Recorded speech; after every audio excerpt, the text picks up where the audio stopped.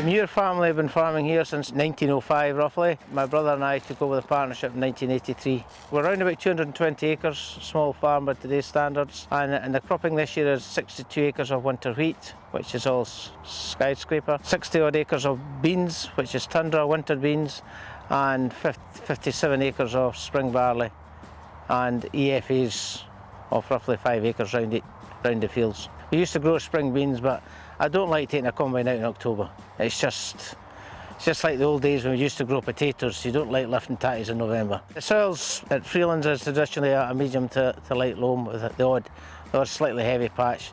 The bit we're actually standing on now is one of the lightest parts of the farm, in fact, yeah. About 8 or 9 years ago, we were sitting in late spring and trying to wonder what to do, and I was getting a wee bit more interested in the minimum zero till, and I saw an advert for a Claydon drill and paid a lot of attention to it.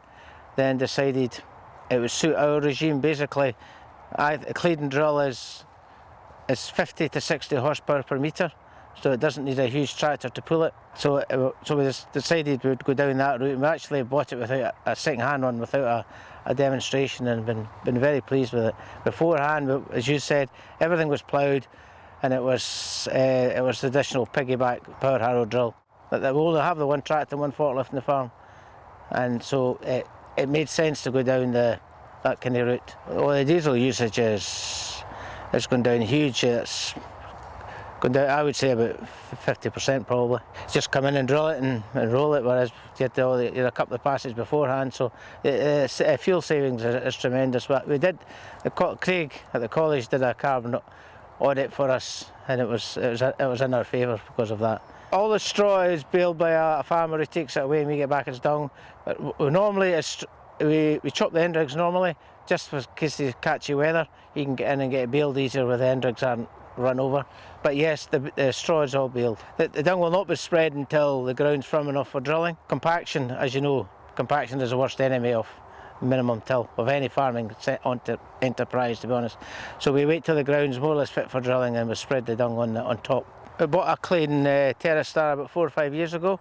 This is just to improve the germination for the stale seed beds, and we find that it works very, very well. It gets your grass weeds up and running. As long as you delay drilling until towards the end of September. If you drilled end of August, early September, the weeds haven't got a chance to germinate. So the secret is delay drilling towards the end of September.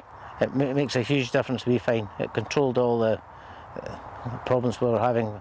We were a bit apprehensive, but we find that the Claydon drill works very, very well in spring cereals. All we do is, if it's after dung, as I said, it gets a light grub, then cross with the Terrastar. And if the seedbed happens to be a wee bit fluffy, we'll actually roll it to compact it a wee bit again, then drill. But some years we do, some years we don't.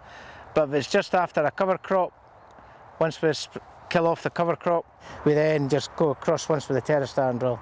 If you transition from the traditional base, plough based, into a minimum till, strip till base, your biggest enemy is compaction.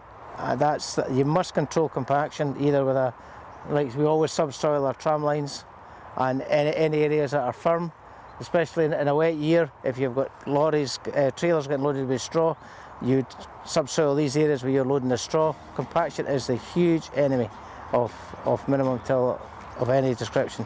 So you must take care of compaction, and you must also be fully aware that some people get the impression if you go down the minimum zero till you can be a bit more hashier. It's exactly the opposite. You've got to be more clearer on what you want to do.